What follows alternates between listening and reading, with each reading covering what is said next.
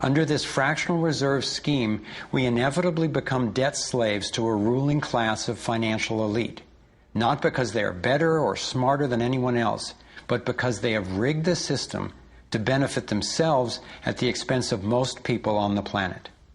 Catherine Austin Fitts is an expert on this issue.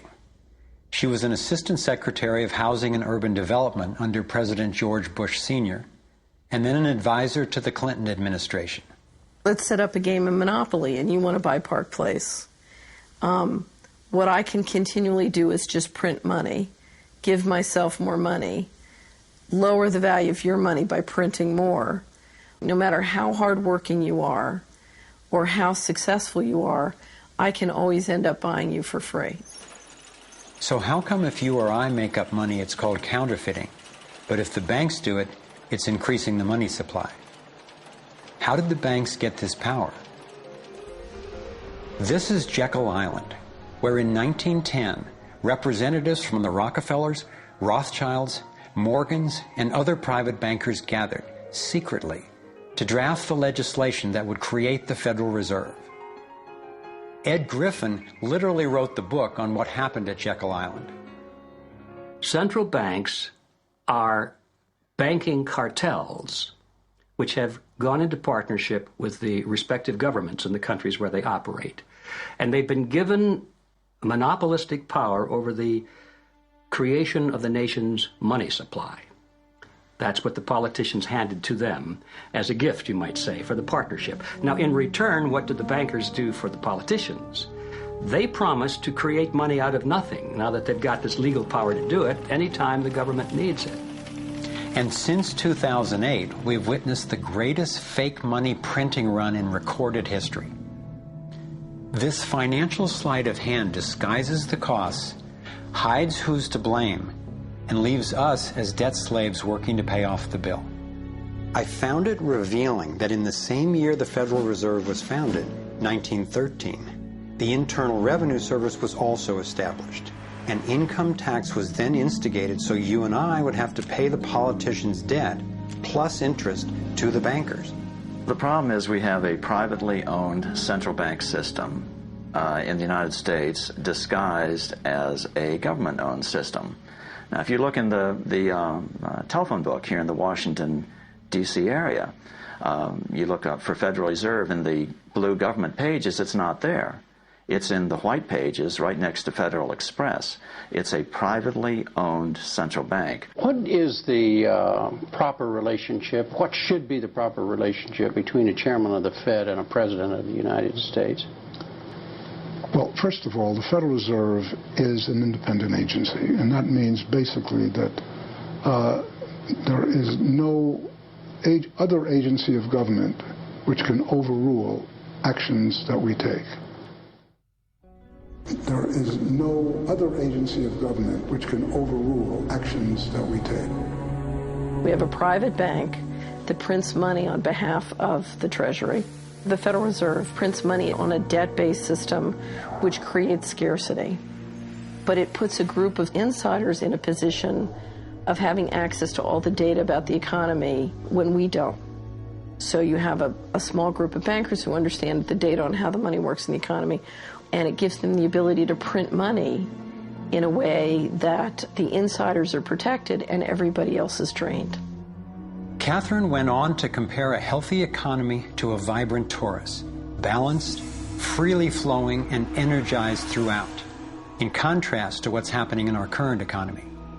What you have is a system that's very dynamic, and it's trying to optimize. But intertwined in the core of it, you have a tapeworm. The way a tapeworm works in your body is it injects a chemical into your body that makes you crave what's good for the tapeworm and bad for you. You have a parasite that's very much manipulating and engorging itself at the expense of the whole.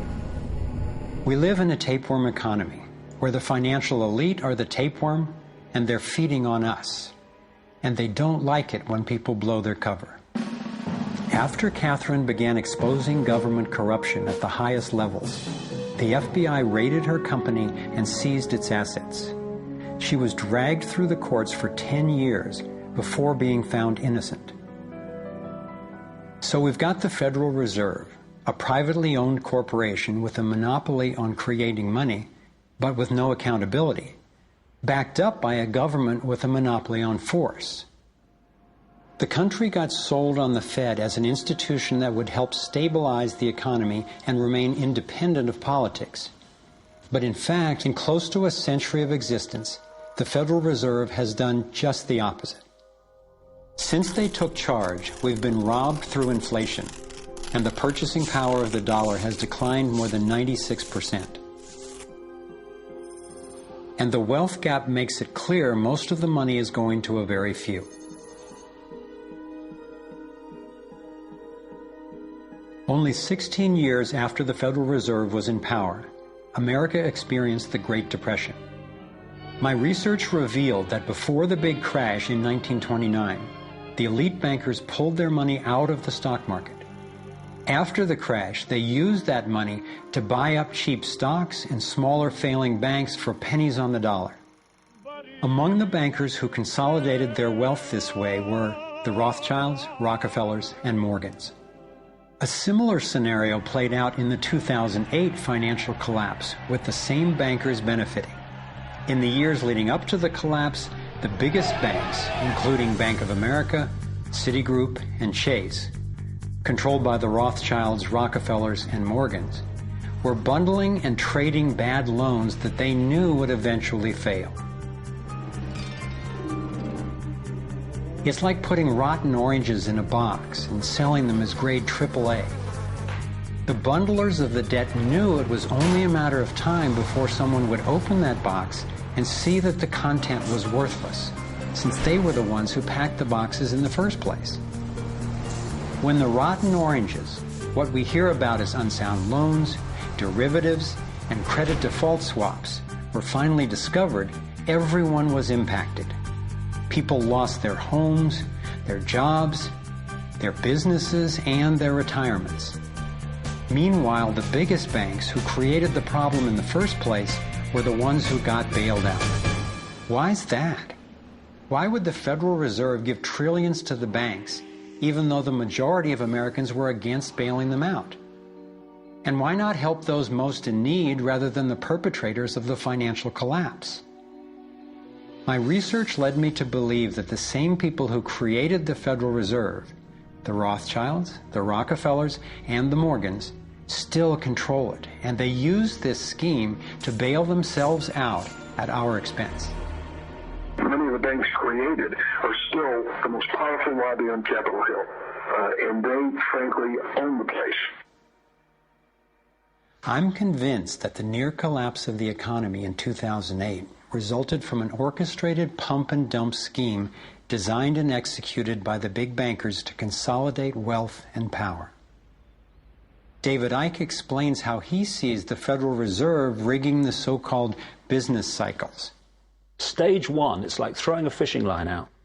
Stage one, you put lots of money, units of exchange, into circulation. You do this by pushing interest rates down, by making lots of loans. This is the part of the cycle we call a boom. Because there's lots of units of exchange in circulation, there's lots of money changing hands. That generates lots of economic activity. That generates jobs. And as more and more money is spent, there's more demand, so companies take out more loans of fresh air money to increase their production. People get confident in their everyday lives. Hey, you know, I work for this company, they've got lots of orders, it's really going great, my job's safe, I tell you what, we can have a bigger house. Then they start to change it. What they do is they pull the fishing line in. They push interest rates up. Now, fewer people, are taking out loans, and they make the criteria for having a loan from the bank stronger anyway. And also, now, as interest rates have gone up, a larger part of people's income is going to pay back the extra interest and not being circulated in buying things. Suddenly, there's nothing like as much money in circulation, and therefore, fewer things are being bought.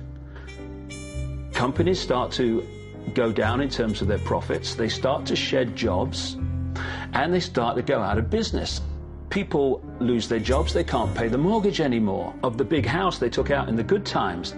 Now what the banks are doing is starting to reel the fishing line in, because as they go bankrupt, companies and individuals, the banks get the real wealth, the property, the land, the resources that they had signed to them for lending merely figures on a screen. Now this economic cycle of fishing line out, fishing line back, lots of units in circulation, pull them in, has been going on for centuries.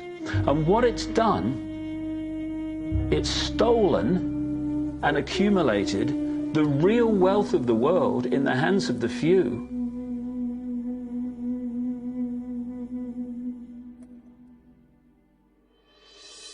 At the international level, central bankers use the World Bank and the International Monetary Fund to make more money while exploiting the resources of countries they lend to, bankrupting them in the process. The central bank of central banks is the Rothschild-created Bank for International Settlements. The elite are positioning themselves to control access to virtually everything we need to survive. No matter where you go in the world, the money is controlled by the banking system. They decide if people eat or if they don't eat. Who's a billionaire and who lives on less than $1 a day? He who controls the money controls the world, and a very few control the money.